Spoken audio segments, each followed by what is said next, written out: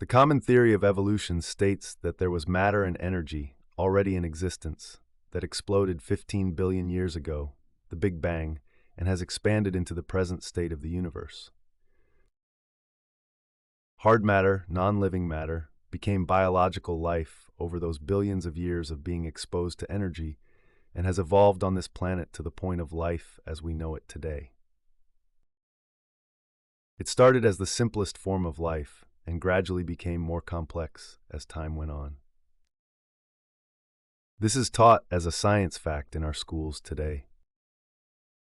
Webster's definition for science is knowledge or a system of knowledge covering general truths or the operation of general laws, especially as obtained and tested through scientific method.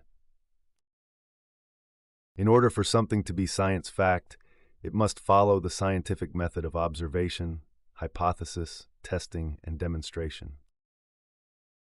Evolution has never been shown to exist in any way, shape, or form, in any living thing, or in any remains found in the earth, discussed further in this book, and no scientist has ever been able to observe, test, or demonstrate anything that even remotely corroborates the theory of evolution. No intermediate or transitional stage of evolutionary development of any creature has ever been found.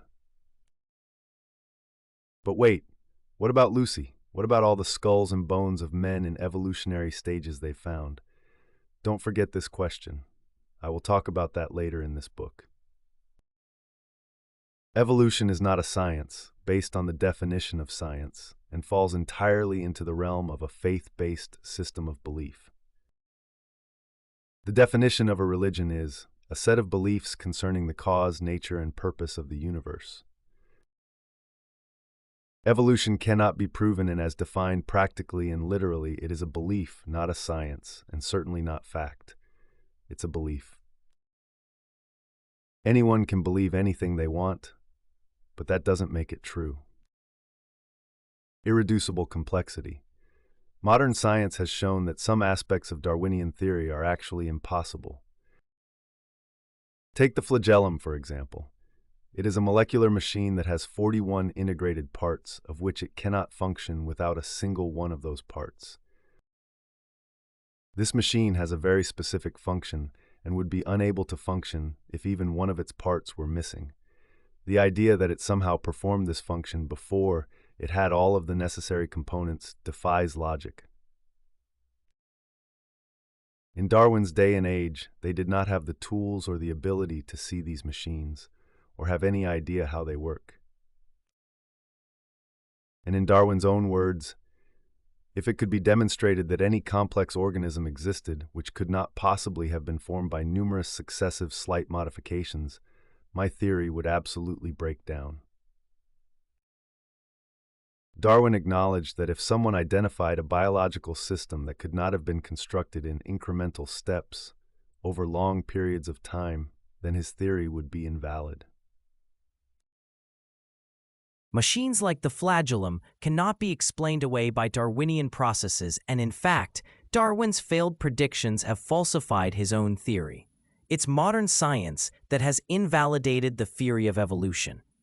Anyone who clings to the centuries-old theory without considering the modern scientific facts, which prove it false, are simply proving that intelligence is not the foundation for their belief, but that it's motivated by things other than science fact. The law of science states that all things left to themselves will tend towards disorder and decay. The Big Bang theory violates this basic law. Order came out of chaos? It's observable that dead animals will decay and rot away. Dead fish will decay and rot away. Dead plants will decay and rot away. Stone buildings from ancient cultures will decay and fall apart.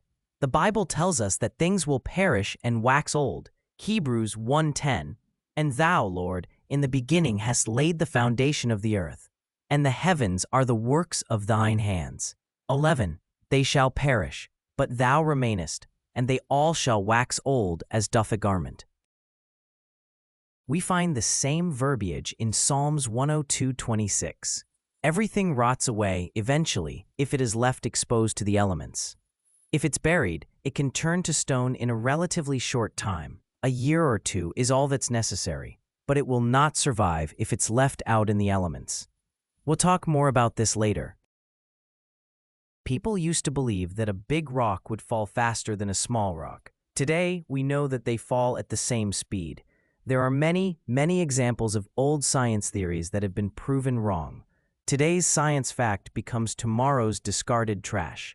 Belief does not make something true.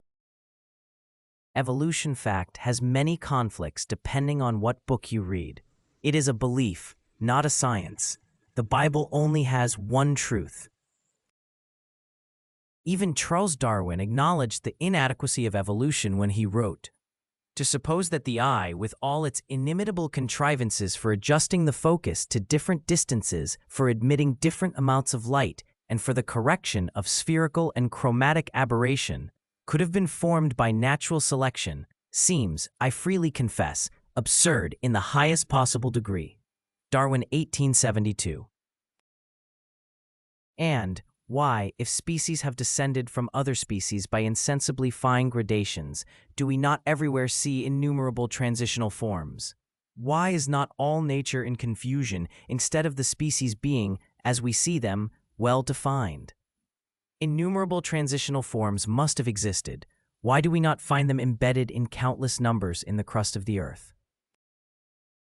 Why then is not every geological formation and every stratum full of such intermediate links? Geology assuredly does not reveal any such finely graduated organic chain, and this, perhaps, is the most obvious and gravest objection which can be urged against my theory, Charles Darwin, The Origin of Species,